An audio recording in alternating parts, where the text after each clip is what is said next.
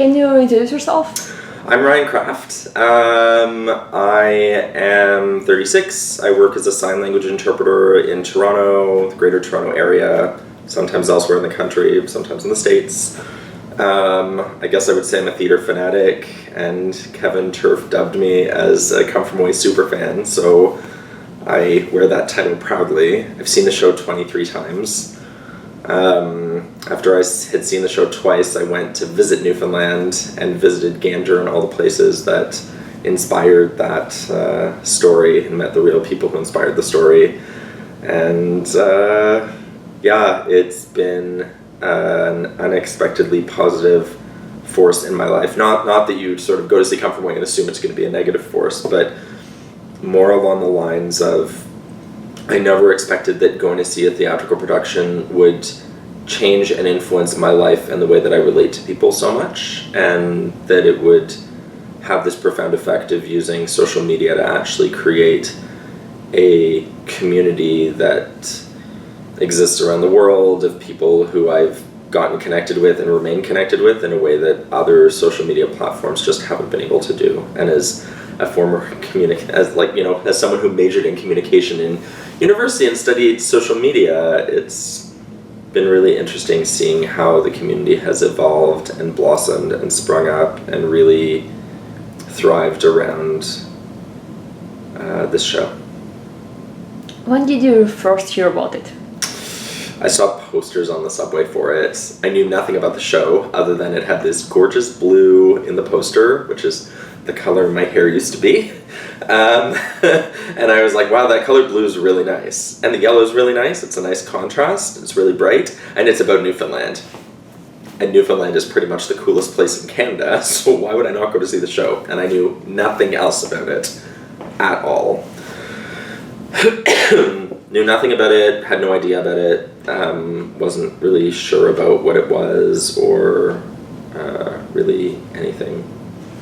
Sorry, I'm just noticing that my table is kind of bowing out in a strange way.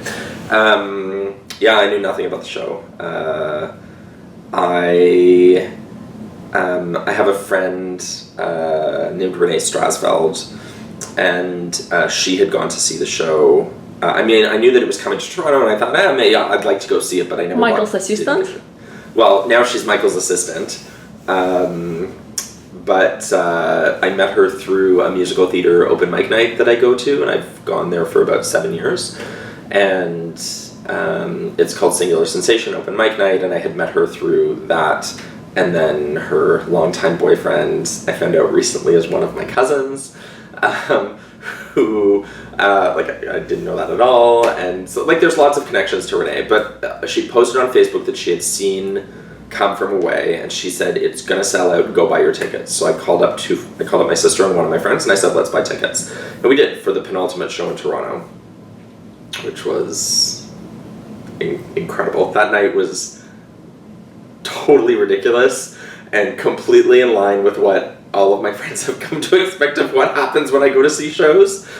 I was heading to meet my sister for dinner at an Indian restaurant.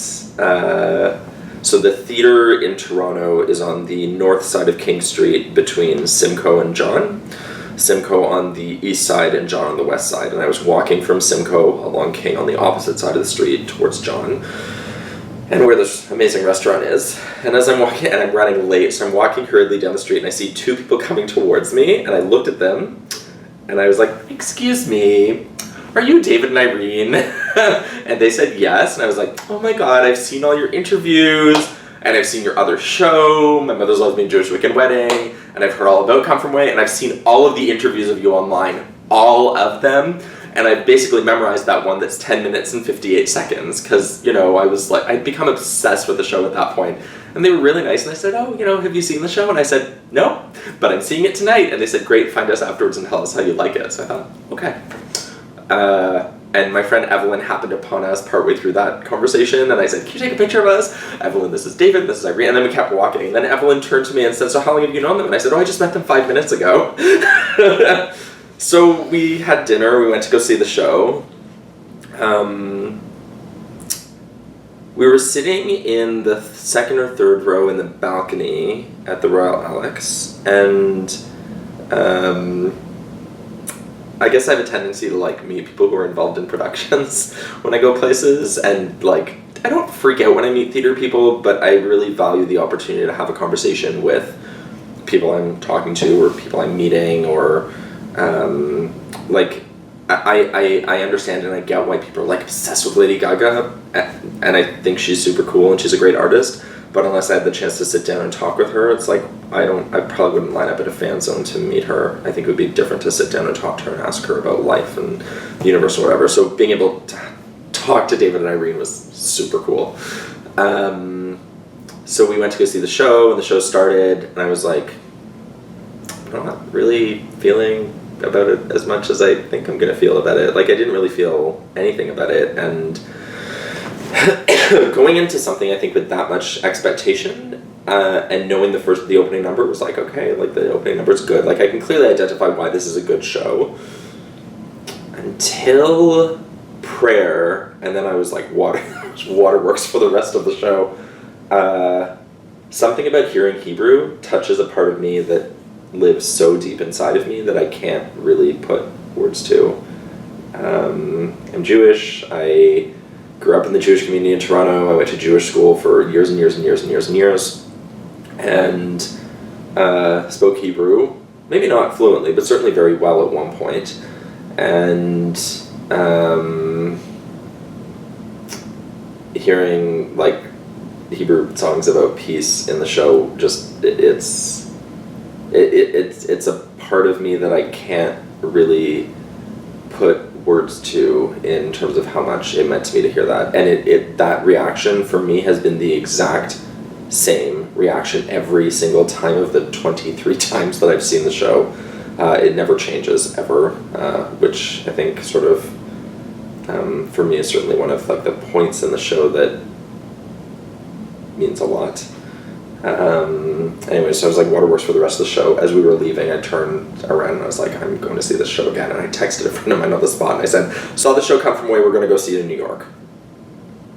Left the theater, ran into Michael Rubinoff afterwards, introduced myself, because I think at that point I might have sort of maybe met him. I knew who he was because it's the Toronto theater scene, and going to Singular Sensation Open Mic Night, you meet everyone from the community, and as you go out to different shows, you get to know who's a part of what. And that was, like, super cool. And then David and Irene came out, and I saw them, and I was like, oh my God, that was amazing, that was so wonderful, I loved it so much. And then Jen Colella walked out, and I did my thing that I usually do whenever I see people who I've seen in other shows before. I'd be like, wow, you were amazing at that. I saw you in If Then, and you were wonderful, and, the typical, like, thanks, brother, got a picture with her, it was really nice. Ian Eisendrath was there, but I wasn't formally introduced to him. But I saw him there, and then I met him, I guess, officially when the Toronto premiere happened, and I went to all the events around that, which is another crazy thing that we should talk about. Yeah, it was an amazing night, and I'm sort of feeling very awkward about it. I added David and Irene on Facebook, and I guess the rest is history. When I saw them at the Toronto premiere, I made some comment about how, like, it's kind of weird that we've only really chatted on social media. I've only met you for 5 minutes, and David and I were both like, oh, come on, like, we're friends on Facebook, it's all good. Like, that sense of connection that doesn't necessarily pervade all the interpersonal interaction that happens off the internet doesn't usually tend to have the genuineness or the the genuine warmth that the interactions with the Come From My community have what's the word I'm looking for? Shown, demonstrated, like that sense of connection exists in the Come From Away community in a way that it doesn't necessarily exist elsewhere. So, yeah. Tell me about your trip to Newfoundland. OMFG. Okay, so after I saw the show in Toronto, so I saw the show in Toronto, and the next day I sent a message to Beverly Bass. Just a nice message. hi, I saw the show, found you on Facebook. I didn't want to add her and think, oh, some crazy person adding her. So I wrote about how I had loved the show, I didn't know about her story, and she wrote back 35 minutes later, long response. If you've chatted with her on social media, you know she responds very quickly. One of the most amazing things about that woman is that you can be standing with her in person and you feel like you're the only person in the world that exists and that the two of you are talking to each other. But if you chat with her online, she responds basically instantly and you feel like you're the only person that she's chatting with. I don't know how she does it. So that's how I met Bev. And I have to tell this whole story for the rest of it to make sense. So at the Tony Awards, I went to a big musical theatre gathering in Toronto that the Musical Stage Company had hosted. And just gonna readjust myself on the couch. So I was following all the social media that was happening around Come From Away and met some friends there, one of whom it turned out had actually gotten a role in the Toronto cast of Come From Away and couldn't tell me at that point. I'd gone up to her and been like, oh my god, I saw you at this other thing and I thought you were amazing and it's so nice to meet you, and now I see her and like she's a friend of mine, which is like, how does that happen, right? So I'm following stuff on social media and there was someone who posted a picture of themselves in a t-shirt, the one that you, Alina, are wearing right now, the SDFD, Slow the Fuck Down, Cop, YQX, oh fudge, like that thing, and I was like, oh my god, I need to get it. So I tweeted them back and I said, where did you get that shirt? I need one. And they said, oh, I got it from Lisa, contact Lisa. So I contacted Lisa, not really sure who Lisa was, and literally 2 to 5 minutes after getting in touch with her and she told me how much the shirt was, I wired money to someone I'd never met before, which I'd never done before. And that was kind of it. Got the shirt about a week later, and then I added her on Facebook. I saw her come up on Facebook and we started chatting back and forth. Lisa's one of the most amazing people I've ever met in my life. She has this incredible sense of joie de vivre, and she's really fun, and she's like, she's like one of the most amazing people ever. So she and Bev were friends of mine on Facebook. We like chatted back and forth. I posted something at one point that said, oh, tell me something you've done that none of your friends, that no one else on my Facebook has done. And Lisa posted, I went up in a helicopter in the Commander Gander costume, and I was like, definitely nobody else I know has done that, for sure. So, yeah, so that happened. So both of them were on my Facebook. We were following each other fairly closely. And I posted something about how, like, I had a dream one night that I'd gone to visit Gander. And I posted up this thing about it. Actually, I had gone to visit Cape Breton in spring of 2017. And there were flights out of my flight ended up being diverted to Halifax. Because the flight to Cape Breton was cancelled. So I was looking at I think it was in the Halifax airport that I was looking at these signs. It was like flying to Gander or flying to St. John's or something like that. And I was like, oh, I want to go. And Bev Bass posted like, you need to go. So I had all this in my head when this was happening. So I posted that I'd had a dream about going to Newfoundland. And instantly Bev says, you have to go. And Lisa was like, tell me when you want to come and we'll make it happen. So, as coincidence would have it, in May 2017, a good friend of mine, say like one of my best friends now, her name is Mescal Avano Nesgard. She grew up in Whitehorse, and we had met on the Forum for Young Canadians in 2002 in Ottawa, like bringing people from across the country together to learn about how the federal government works by enacting pieces of the federal government. So we had kept in touch and bonded, and we'd been like in and out of touch for a very long time. I'd seen her in 11 years, and she called me and told me she was in Toronto. So we made plans to get together, and she told me that her boyfriend is in St. John's, and she was moving from Whitehorse to St. John's. And I said, oh, I've always wanted to go visit. And all of these things coming together. So when I talked to Lisa, I messaged Miss Gal and told her that I wanted to come visit.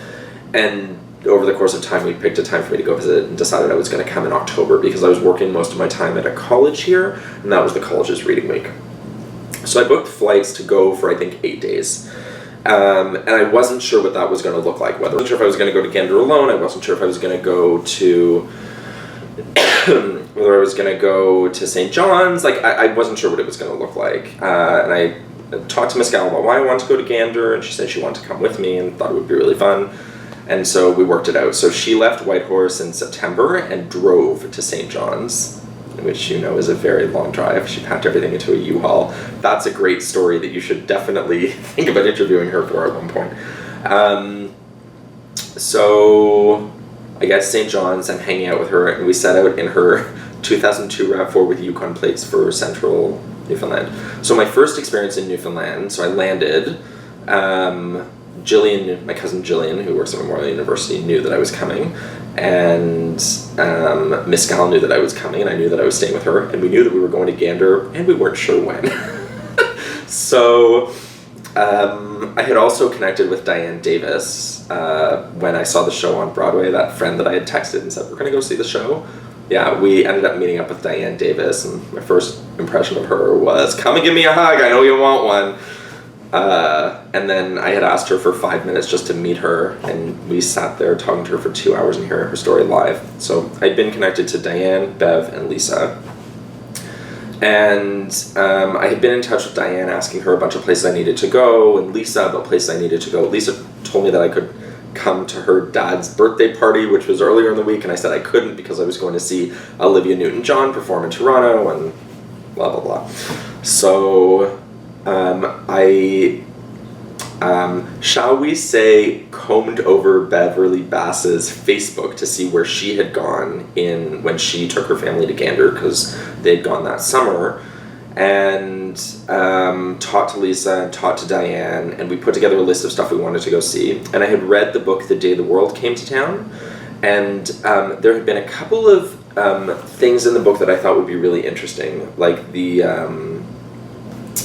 so in the book it talks about how at Lakewood Academy in Glenwood, when all of the Plain people had left, the teachers went into the rooms and they found a piece of art on one of the chalkboards, and the book said that the piece of art had been removed, covered with plexiglass, and hung in their library. So I contacted the school and I said, I read about this in a book, do you still have it? I'd like to come and see it. So we got permission to go to see it. So all of these things were sort of put together. So we decided that we were going to go. So I was in St. John's for a couple of days, and we were going to this pub that said, like, no, we don't have Wi-Fi, talk to each other, pretend it's 1995, and then having, I'm like eating whatever I ordered off the menu, the hamburger with peanut butter and jelly on top of it, and the fries and the Toutons, and I took a picture of them, posted it online, and Alina Sergachov posted, she was like, what are those? And I said, something called Toutons. And instantly, everybody on my list from Gander was like, no, you gotta come to Gander and get real ones. Okay, I'll come to Gander and get real ones. Which were delicious, by the way. I remember Miss Gal turned to me as we were leaving the restaurant. She said, I want you to look at the front doors and the back doors. And I'm looking back and forth, and I can't understand what she wants me to see. And, on the front, there's a street. On the back, I'm looking out over the water, and I see like more street. I'm looking at like maybe the colors are the same, and then it hits me, and I turn to her and I say, why is it only snowing at the back of the restaurant? And that was my first encounter with Newfoundland. We walked down the street, we went to that record store, Fred's I think it's called, and there was a huge sign in the window, hand-painted sign, yes, we have the Come From Away soundtrack. So we went in, we bought the last CD, because Miss Gal had never seen Come From Away, she had not heard any of the music, nothing. So got her the CD, and we played it nonstop all around Newfoundland, everywhere we drove. So we planned what we were going to go do. So we left St. John's after being there for a couple of days, and we drove to, well, Miss Gal drove because she drives standard. I don't drive standard. So she drove the whole thing after driving for 5 weeks from Whitehorse to St. John's. So we left St. John's, we drove to, where did we stop first? Oh, so I called the Dover Fault to see if the placards were still up there, and they said that they were. I'll get to that in a second. So we drove to Gambo first, stopped in Gambo, got some food, and then we drove up to Dover, because we go into the Dover Fault, and it was like 20 degrees that day in the middle of October. It was beautiful. As soon as we got there, we go to check in, and they say, oh, it was really nice yesterday. So without us knowing, they removed all of the signs. So all the signs were inside, so we said, okay, we got permission to go to the museum afterwards. So we walked up to the Dover Fault, having no idea what we were looking at, walked out, took pictures. I'm wearing my Come From Away shirt. There's a bunch of pictures of me just posing there. And just looking out at this glorious space. And then we sat down on a picnic table, and I took out my phone and we listened to that song about Stop the World. Yeah. There's about 1 million stairs. It's beautiful. Nick, you've got to see it. That whole thing over and over. Stayed there for an hour just like relaxing on this picnic bench, which was wonderful. Ran into a couple there that we ended up seeing at the end of our trip, which was super cool because they're friends with Lisa because she knows everyone. Had a great time. We go down, we drive into Gander, stayed at an Airbnb there, and Lisa came to pick us up. We went out for dinner. It was funny, like someone pulls up, I get into her car, and I'm like, wow, like, it's nice to meet you. And it was like, we had only ever met on the internet. I don't even think we'd even spoken on the phone before. Yeah, she showed up, we went out for dinner, had a great time with her, Food was wonderful at this really posh restaurant in Gander where I had moose for the first time. Did you eat cod au gratin? What? Cod au gratin? Fish with cheese? No, I didn't get cod au gratin. I just got this like moose bolognese or something at the restaurant. I'm lactose intolerant, so I try to avoid dairy as much as possible. Even though I travel with an arsenal of Lactaid, I still try to avoid it if I can. So we left. So we went from that restaurant, which I can't remember what it's called, to the Legion Hall, where I had beers with Oz and Jamie Fudge and Lisa and Miss Cal. And then we went back to the place we were staying at, got up in the morning and went to the bread box, got our mugshot taken by the mugs on the wall, had breakfast with Leo and Diane,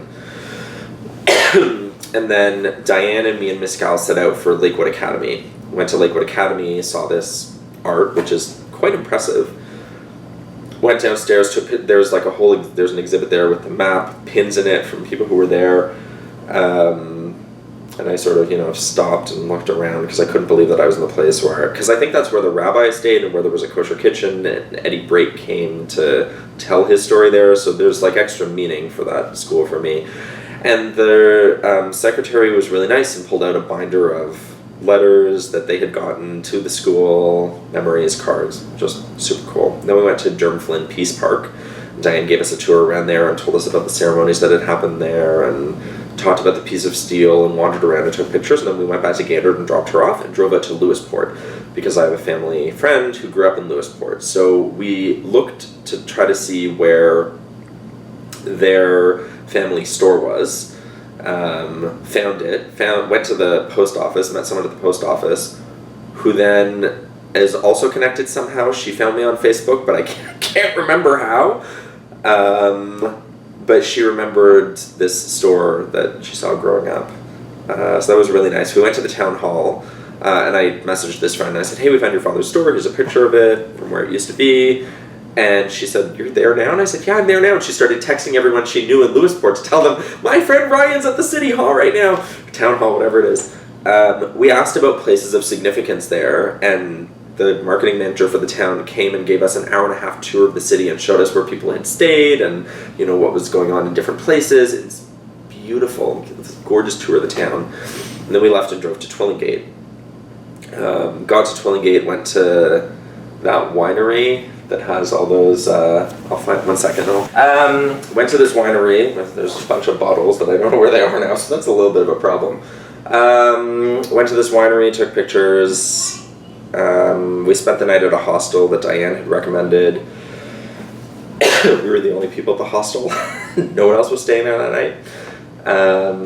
I didn't even know they have hostels. Yeah, they have hostels. I have the most beautiful pictures of that area. It's just gorgeous. And then we went drove out to Crowhead, took pictures on the cliff there, talked to a blacksmith who was near our hostel, who was working metal. And then we went back down to Gander, and we were in Gander for a couple of days. We stayed with Beulah for a night, and then we went back to the place we'd been staying at because there was more space there. And with Stephanie and Steven, they just had a baby. I have them as a friend on Facebook. And when I had set out for Newfoundland, I booked a return ticket.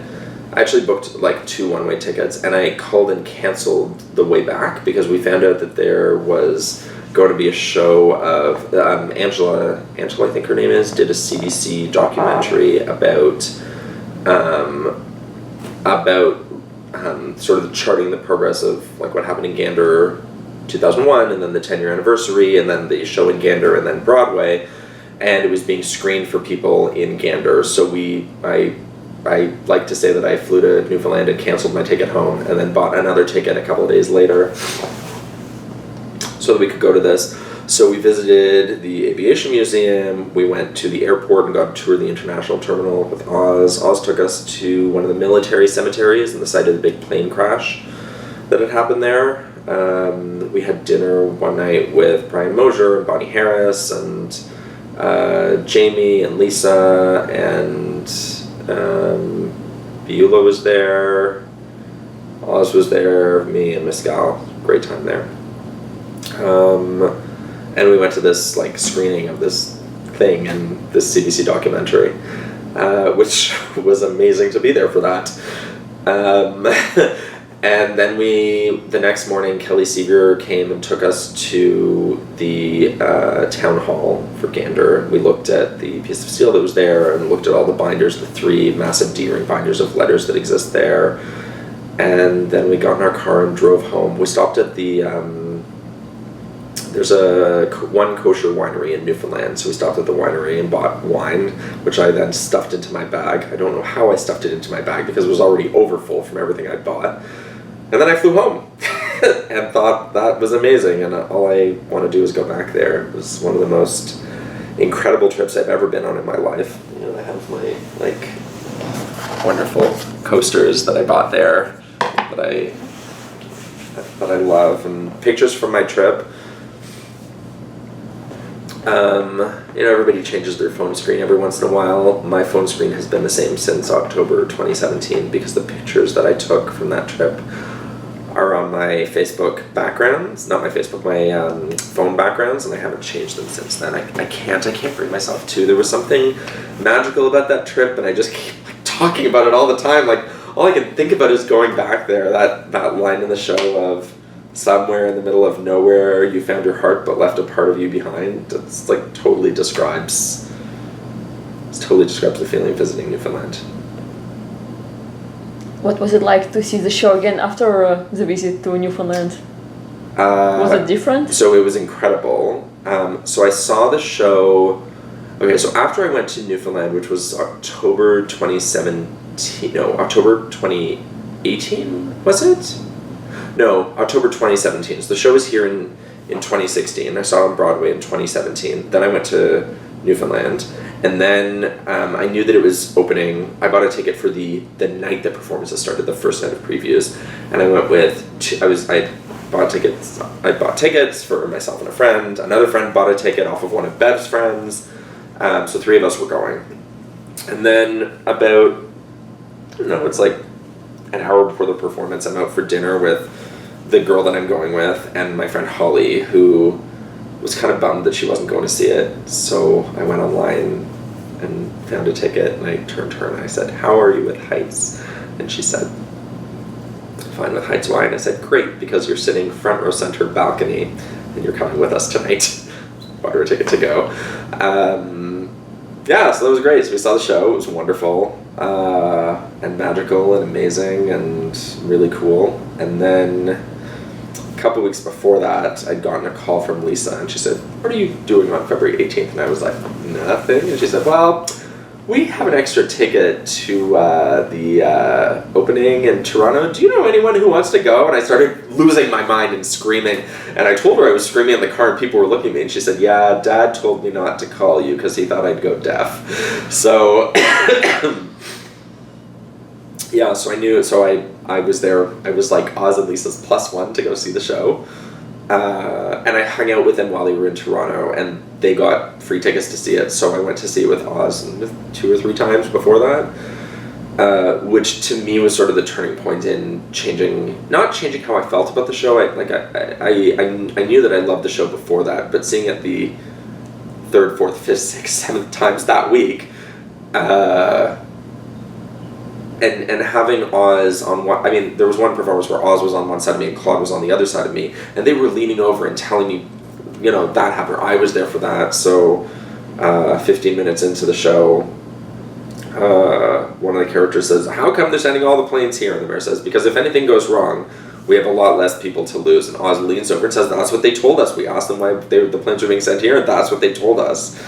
I cry every time I hear that line now because I can't imagine the world without my friends in Gander. Like, it's almost too much to bear to think about it. So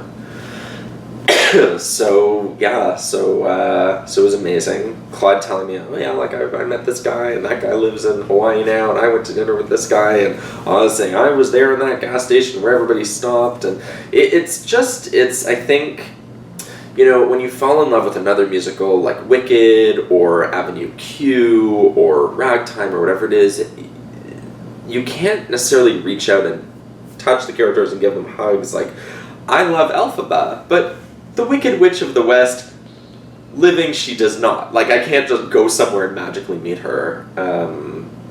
And I think Irene and David did such a great job of transposing the characters and personalities of their friends into the show that I used to say, like, when the rush tickets were $25, you would pay $0.25 a minute for 100 minutes of happiness. That's how it feels to go see the show. So I feel like it's taken on a different meaning going to see the show with the people who inspired the show. And definitely sitting with Oz and Lisa and seeing how Bev reacts to the song and who sings along with what and how Nick and Diane react to the show. Like, it's just amazing seeing it. It adds a layer of complexity and depth and understanding, and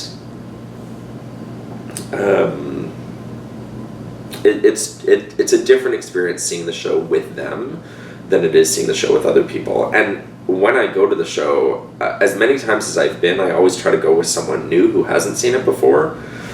Although there are some people who I really like it, who I'd love to see it with. But I think for me, part of the joy of seeing that show is seeing how it affects other people. And so many people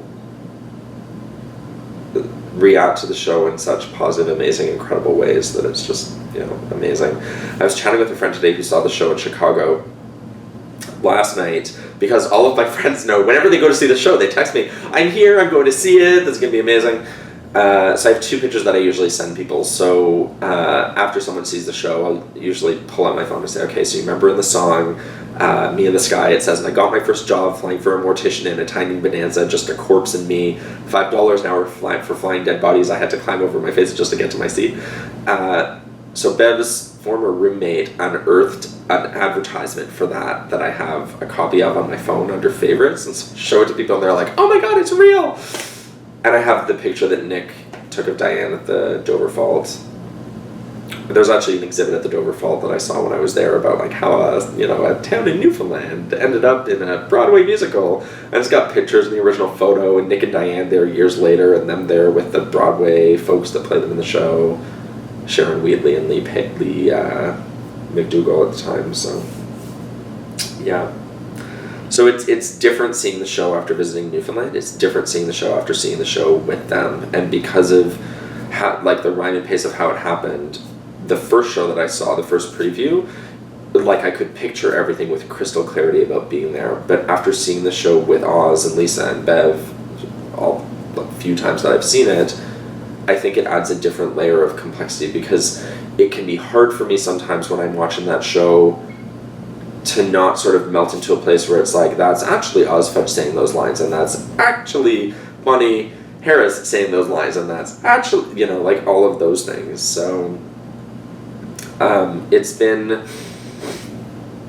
you know, someone asked me recently if there's a cast that I like better, whether I like the Broadway cast better or the Toronto cast, and I said I feel like each cast brings out different aspects of my friends, which is honestly what it is. Like, on Broadway, when we saw it on Broadway, Astrid Van Wieren, her mannerisms pretty close to Diane Davis, such that my friend looked at me after seeing the show and she was like, "That was Diane up on stage, right? Like, it looked like her, it acted like her, it talked like her, like that's her." But I think that the way that Lisa Horner plays the character. There's aspects of Beulah that I see in the performance. There's certainly aspects of Diana as well, but it's interesting to see which parts of those people come together to form that character as it's performed by each cast. So that's always something that's really interesting to see. And then seeing the show, you know, from 2 years ago to now, the way that the actors have grown comfortable in their roles and what they bring to it. I was talking yesterday about specifically, so someone asked me about, it was yesterday that we had this discussion, so I was talking about the actors that played Beverly Bass, and how what you see in the performance is like something different comes to it based on the actor's experience. So whether it's Jen Colella talking about the woman who has broken through literally every glass ceiling that there was, whether she knew it was there or not, and thinking about Jen's own life as coming out and the witch her life and having come from the South, and how her being in shows where she was didn't really see the stardom and recognition that is deserved of her that she is getting now, or whether you see EJ performing it, and someone told me that her mother was a pilot, or is a pilot, or has her pilot's license, and so seeing how she sings that song and wondering about the aspects of herself that come to it, or seeing, I can't remember the name of the actor who plays it in the UK, but she was, they're all spectacular. Rachel Tucker? Yes, Rachel Tucker. They're all spectacular in their own right, and they all bring something different to the character, and I like going to see what each of them bring to that character. Wow, that sounds like an incredible experience. Lots of stuff the workplace moments. Yeah. Is there anything else you would like to talk about, Ryan? Yeah, I want to talk about my friend Teresa. And my friend Kelsey. So Teresa and I connected on the Come From Away fan page. I don't know how it happened exactly. I think we must have been posting on the same posts, and I added her, and we started talking on the phone almost every night for hours at a time. And she tried to convince me to go to the LA opening, and I, put it off. Like I didn't exactly have a ton of free flowing money, and I knew that I was planning on going to Los Angeles, and not Los Angeles. I knew I was planning on going to London, so I thought Los Angeles. I'm not really sure, and I didn't have a ticket, so I thought, go crash a party as if I'm going to be able to get a ticket. So the night of the LA premiere, I get a message from Teresa. You're never going to believe what happened tonight. So you might have seen this post on the Come From Away fan page. She showed up at the dinner beforehand, and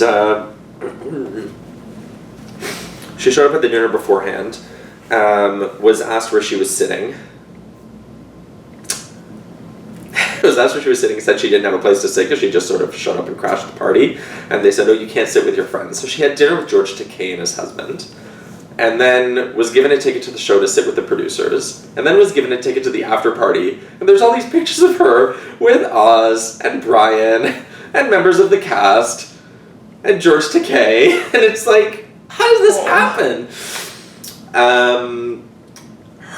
She and Kelsey, I guess, are really lucky. So when Come From Away opened on Broadway, there was a contest where you could win a trip to Newfoundland and Gander and a couple of nights at the Fogo Island Inn. Teresa convinced her former student Kelsey to enter it, and Kelsey won and took Teresa. Yeah, so which we taught. So when I met her, they'd been on this incredible trip, and we were comparing notes because I'd been to Newfoundland, she'd been to Newfoundland. So we were talking about that, and we were realized kindred spirits. She told me flat out. She said, I never ever just add random people, this never happens, but we connected, had a connection, we still have a connection, we still talk all the time, and not as much lately. I should call her. But yeah, we were talking about premieres. I told her I was going to London.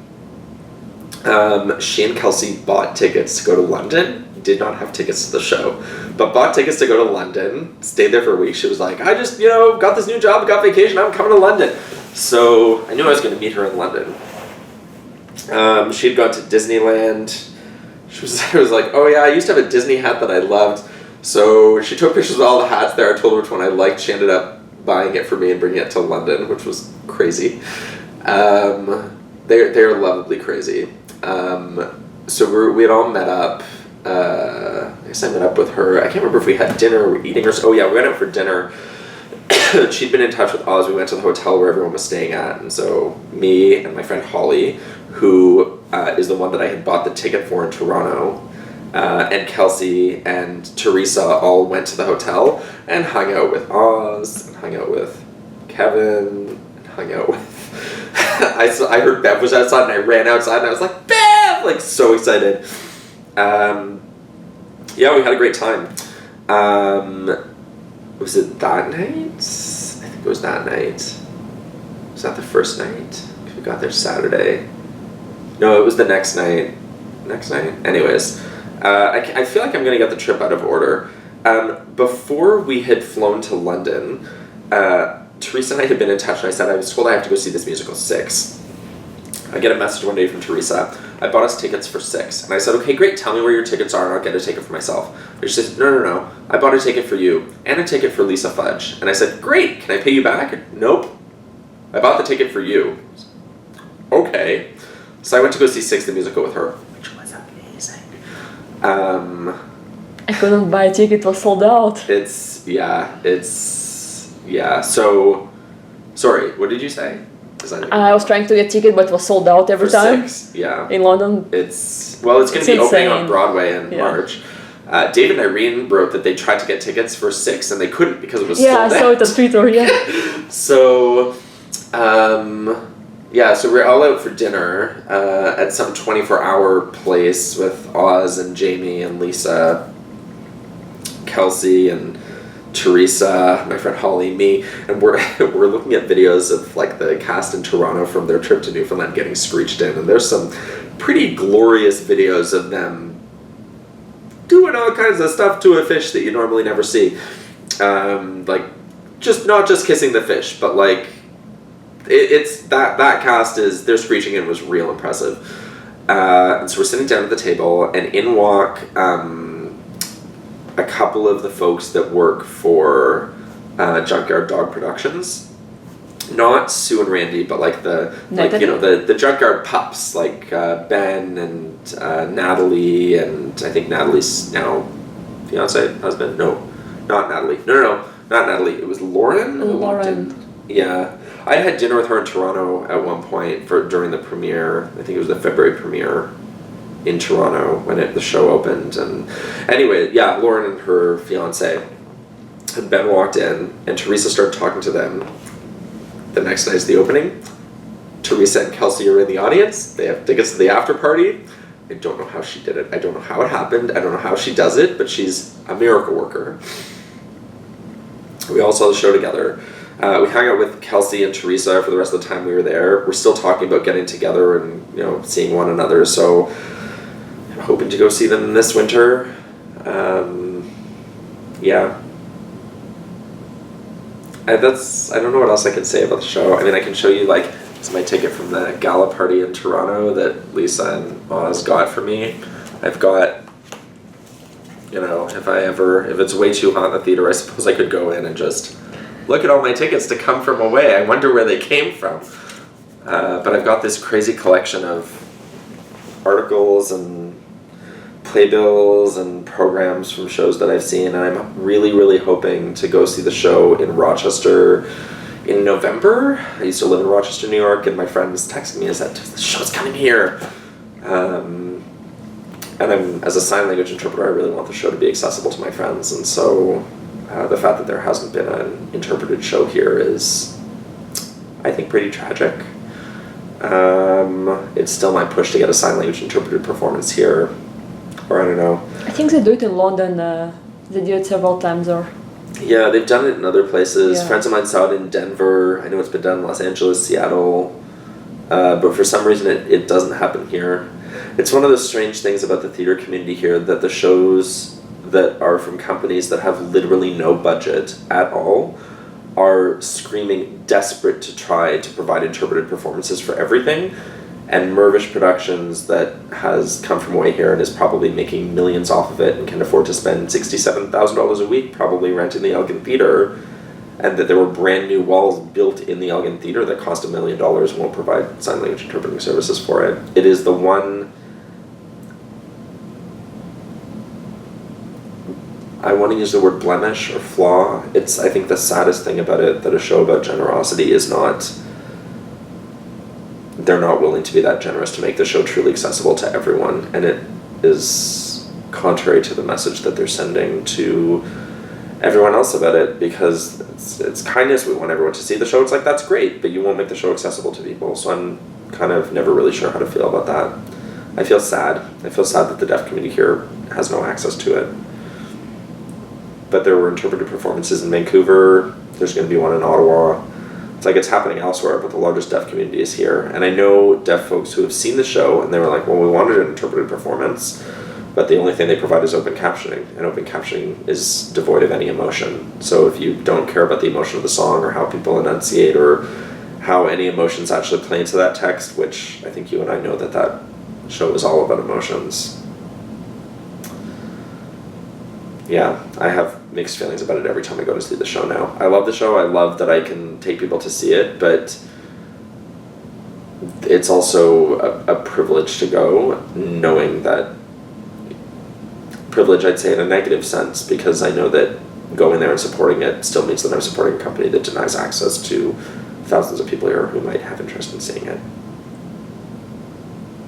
Well, at least they did a relaxed performance. They did a relaxed performance. Maybe it's performance. a start, maybe they'll...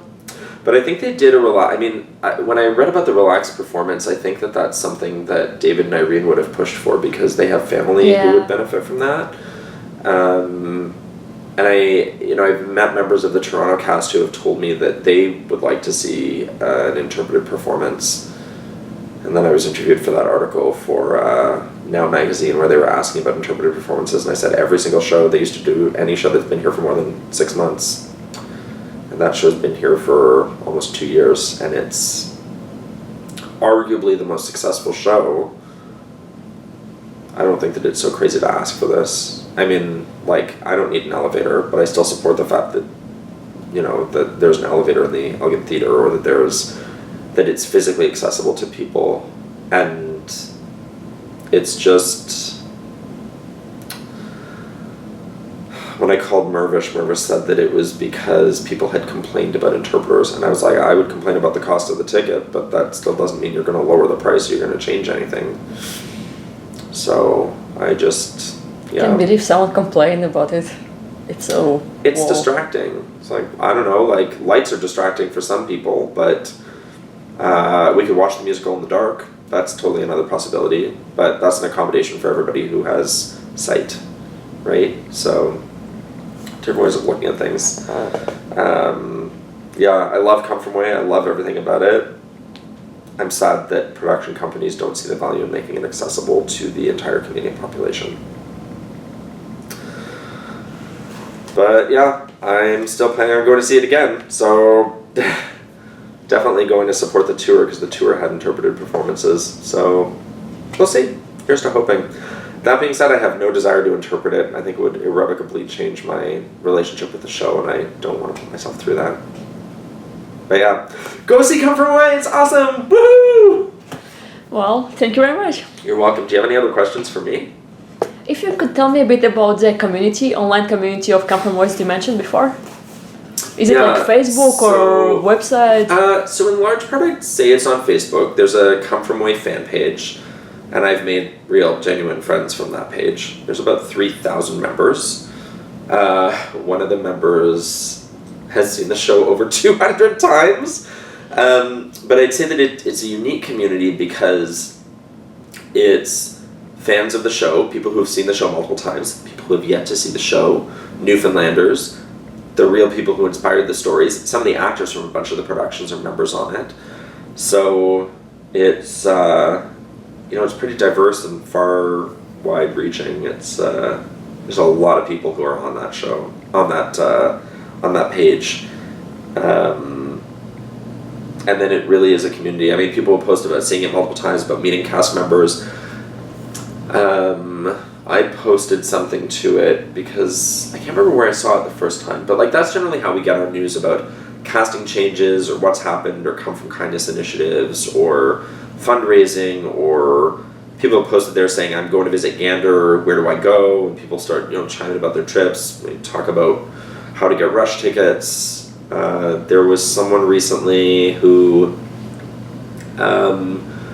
she had posted somewhere, I think it was retweeted, and I think I reposted it to the Facebook group, where they had gone to the box office in London and they asked what the cheapest tickets available were, and the box office said, oh, someone dropped off these tickets. I saw it on Twitter. Asking just like to give them out, which I think is so beautiful. Like, what other musical does that happen with? Like, would that ever happen with Hamilton?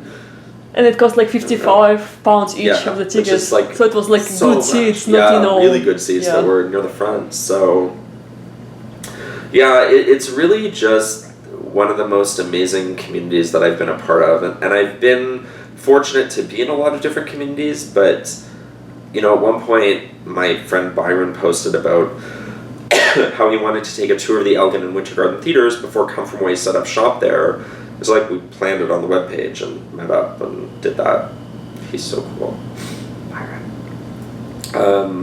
But yeah, like I've made a bunch of friends there. I'm pretty sure that that's where Beulah found me and ended up messaging me and literally said, there's no sense in staying in a hotel. Why don't you stay in one of the bedrooms of my house? Because I have it.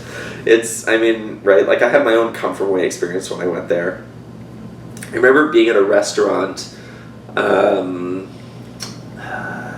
it's a famous restaurant near Kitty Vitty. Markland Cottage? No, not Markland Cottage. Mallard Cottage, I think it's called. Does that sound right? Mallard. I'm not really familiar Mallard with Cottage. restaurants there, so... Anyways, we're sitting in this restaurant, my friend Miss Scal and I, and the server comes over, and I start talking about how beautiful it is there and how much I love it. And she said, oh, are you here from away? And I said, yes, I've come from away. It's like, wow, that's like totally a thing. Yeah, the shows, I will never be able to fully articulate all of the good things that have happened because of that show to me, and the wonderful people that I've met and the times that I've spent with people, and long may she run, and hopefully interpreted here at some point. Ding! Well, thank you very much. This You're is the end of the interview.